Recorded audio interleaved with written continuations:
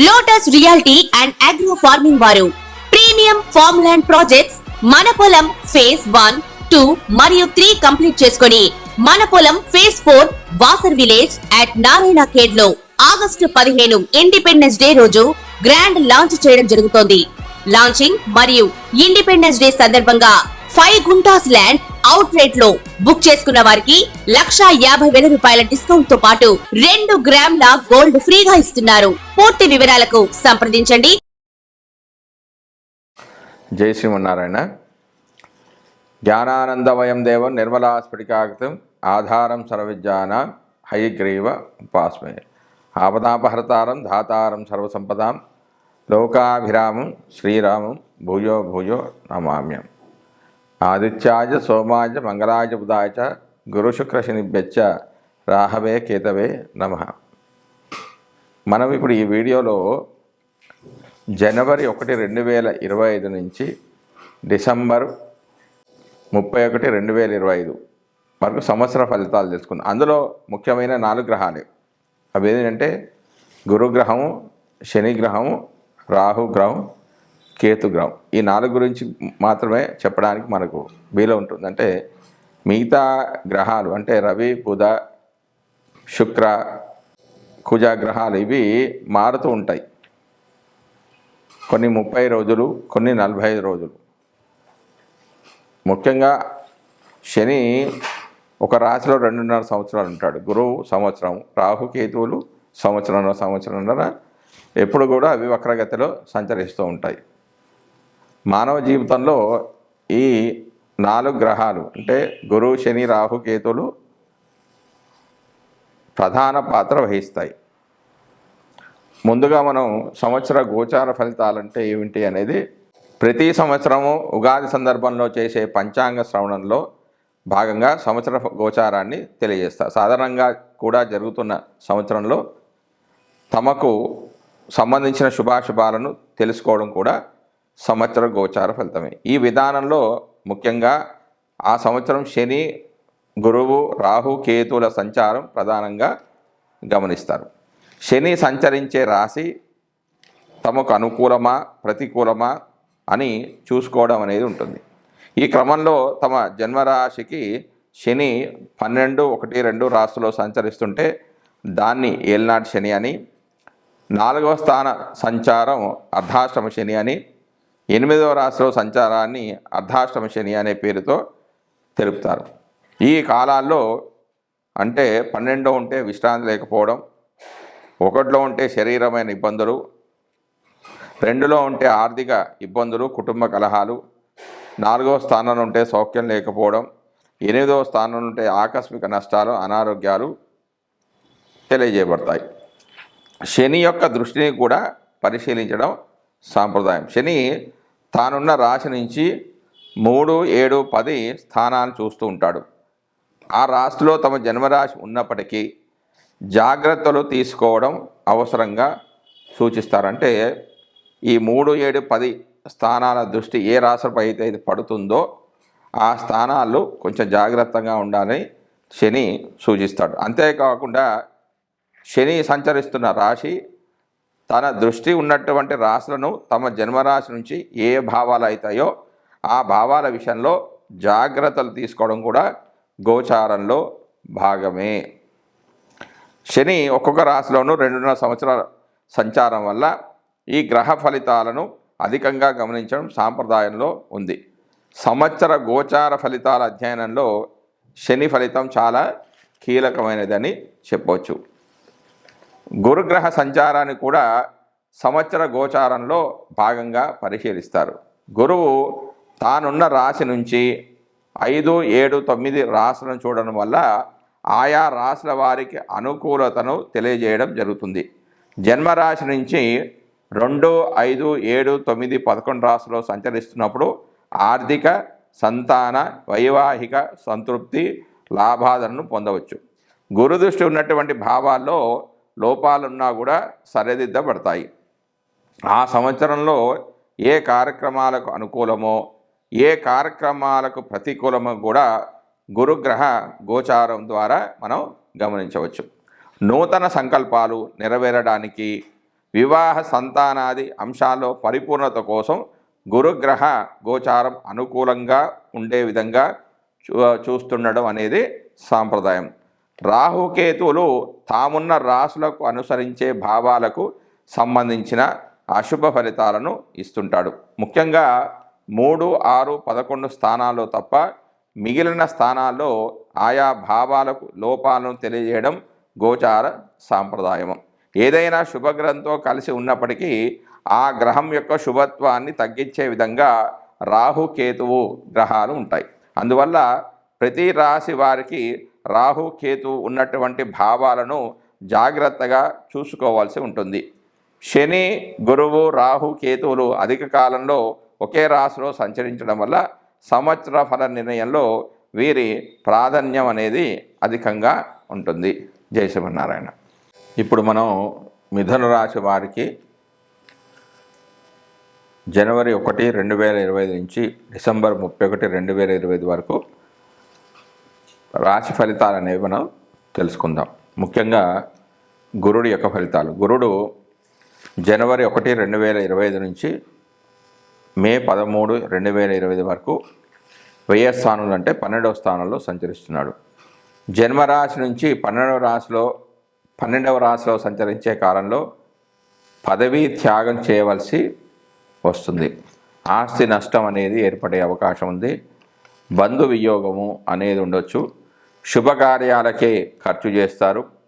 అధికమైన శ్రమకు గురి అయినా తక్కువ ఆదాయం అనేది ఉంటుంది. గురుడు తన ప్రత్యేక దృష్టి చేత 4, 6, 8 భావాలను వీక్షించడం చేత ఆ భావాల్లోని లోపాలను కూడా సరిదిద్దుతాడు. విద్యాప్రాప్తి అనేది కలుగుతుంది.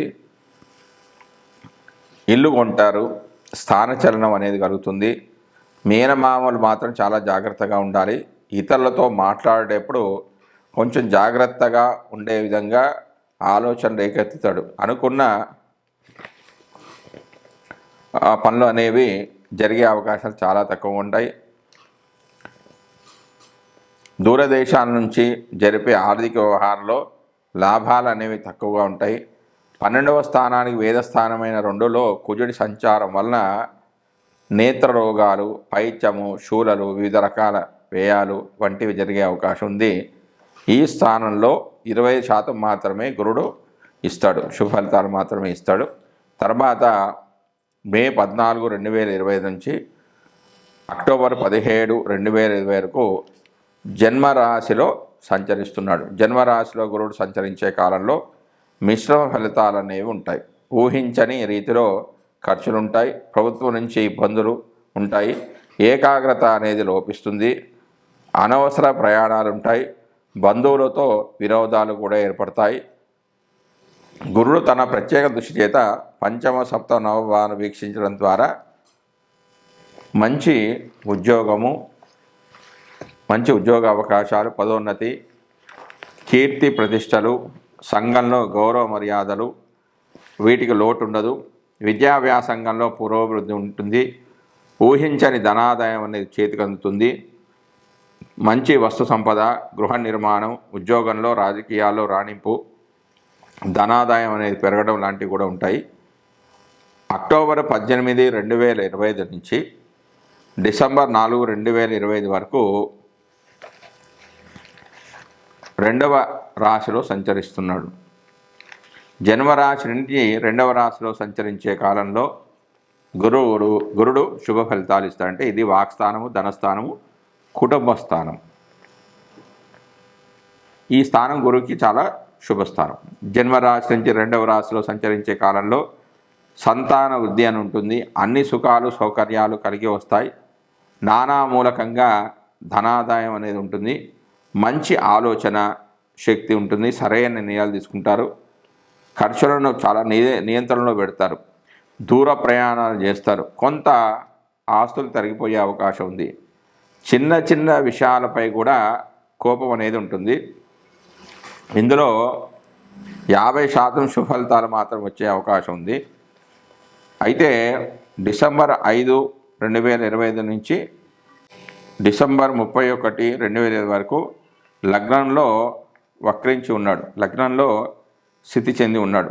5 తన ప్రత్యేక దృష్టి చేత 5, 7, 9 భావాలను వీక్షించడం వల్ల మంచి ఉద్యోగ అవకాశాలు కలుగుతాయి, కీర్తి ప్రతిష్టలు కలుగుతాయి, సంతాన మూలకంగా ఆనందం అనేది ఉంటుంది, ఊహించని ఆదాయం ఉంటుంది, గృహ నిర్మాణ పనులు అనేవి కొనసాగుతాయి.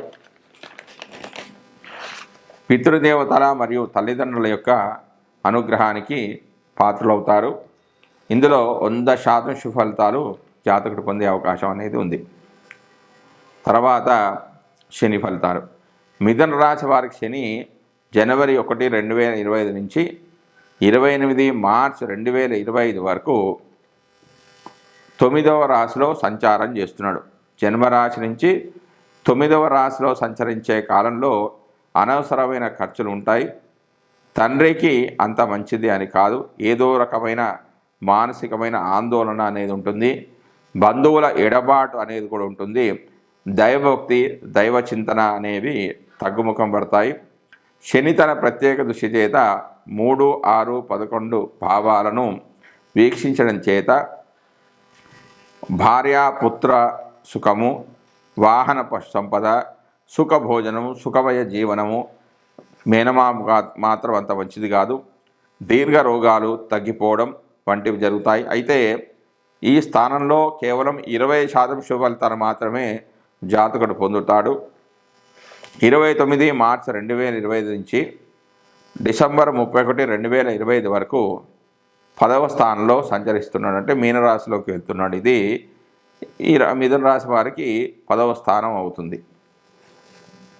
దీని ద్వారా చెడు ఫలితాలు ఎక్కువగా వస్తాయి, అంటే సంపాదన మార్గంలో మారిపోతుంది, అంటే సంపాదన తగ్గిపోతుంది, మానసికమైన చింత అనేది ఉంటుంది, అత్యధికమైన శ్రమతో అత్యల్ప ఫలితాలు పొందుతారు. ఎక్కువ కష్టపడ్డా కూడా ఫలితాలు మాత్రం చాలా తక్కువగా వస్తాయి. ఎంత పనులు చేసినా కూడా ఆదాయం అనేది అసలు కనబడదు. కాకపోతే కొంచెం మంచి క్రమశిక్షణ అనుభవం అనేది లభిస్తుంది. తన ప్రత్యేక దృష్టి చేత 4, 7, 10 భావాలను వీక్షించడం చేత వారసత్వంగా వచ్చిన ఆస్తులను అమ్ముకోవడము, విదేశీ వాసము, విదేశీ నివాసము, కుటుంబ సభ్యులతో గొడవలు, ప్రమాదాలకు గురి కావడం, అత్యధిక శ్రమ మీద జీవనం అనేది సాగించడం, దైవభక్తి దైవ చింతన తగ్గడం వంటివి జరిగే అవకాశాలు ఉన్నాయి. తర్వాత రాహు యొక్క ఫలితాలు. రాహు జనవరి 1, 2025 నుంచి 17 మే 2025 వరకు 10వ రాశిలో సంచరిస్తున్నాడు. 10వ స్థానంలో రాహు శుభ ఫలితాలను ఇస్తాడు. అవి శారీరక సౌఖ్యము, భోజన సౌఖ్యము, సంతోషము, కష్టాలు తొలగిపోవడం, కర్మసిద్ధి బలంగా ఉండడం వంటివి జరిగితే, తన 7వ దృష్టి చేత 4థ భావాన్ని వీక్షించడం చేత బుద్ధిబల లోపము, అనవసరమైన ప్రయాణాలు, వాత వ్యాధులు, స్త్రీ కలహము, కార విఘ్నాలు లాంటివి ఏర్పడతాయి. ఇందులో 50% శుభ ఫలితాలు మాత్రమే జరిగే అవకాశం ఉంది. తర్వాత మే 18, 2025 నుంచి 31 డిసెంబర్ 2025 వరకు రాహు 3వ స్థానంలో సంచరిస్తున్నాడు. 3వ స్థానంలో సంచారము పాపగ్రహాలకు శుభ ఫలితాలను ఇస్తుంది. కీర్తి, శారీర బలం పెరగడం, ప్రజల్లో మాటకు విలువ పెరగడం, ధనలాభము, సౌభాగ్యం వంటి అనుకూల ఫలితాలతో పాటుగా భాతృద్వేషము వంటి ఫలితాలు కలుగుతాయి. 3వ స్థానానికి వేదస్థానమైన 12లో రవి, బుధ, శుక్రుల సంచారం వల్ల కేవలం 50% శుభ ఫలితాలు మాత్రమే వచ్చే అవకాశం అనేది ఉంది. 7వ దృష్టి చేత 9వ భావాన్ని వీక్షించే చేత కూడా కొంత శుభ ఫలితాలు అనేవి కలిగే అవకాశం ఉంది. దాని తర్వాత మిథున రాశి వారికి కేతువు యొక్క ఫలితాలు. కేతువు మిథున రాశి వారికి జనవరి 1, 2025 నుంచి 17 మే 2025 వరకు 4థ స్థానంలో సంచరిస్తున్నాడు. 4థ స్థానం వల్ల బుద్ధిబల లోపము, అనవసర ప్రయాణాలు, వాత వ్యాధులు, స్త్రీ కలహము, కార్య విఘ్నాలు అనేవి ఏర్పడతాయి. కేతువు తన 7వ దృష్టి చేత 10వ స్థానాన్ని వీక్షించడం చేత కొంత భోజన సౌఖ్యము, శరీర సౌఖ్యం ఏర్పడడం వంటి అనుకూల ఫలితాలు కూడా ఏర్పడే అవకాశం ఉంది. ఇందులో 50% మాత్రమే జరిగే అవకాశం ఉంది. ఈ రాశిలో కేతువు లోహమూర్తిగా ఉన్నాడు కాబట్టి. తర్వాత మే 18, 2025 నుంచి 31 డిసెంబర్ 2025 వరకు మూడవ స్థానంలో సంచరిస్తున్నాడు. మూడవ రాశిలో కేతు సంచారం శుభ ఫలితాలను ఇస్తుంది. అవి ఈ విధంగా ఉన్నాయి. కీర్తి, శరీర బలము, ప్రజల్లో మాటకు విలువ పెరగడం, ధనలాభము, సౌభాగ్యం వంటివి కలుగుతాయి. రవి, కుజ, బుధ, గురు మూడవ స్థానానికి వేదస్థానమైన 12లో కొన్ని రోజులు ఈ గ్రహాలు సంచరిస్తున్నాయి. అంటే రవి, కుజుడు, బుధ, గురువులు సంచారం వల్ల ఆ అశుభ ఫలితాలు అనేవి తగ్గిపోయి ఒక 50% శుభ ఫలితాలు వచ్చే అవకాశం అనేది ఉంది. జై శ్రీమన్నారాయణ.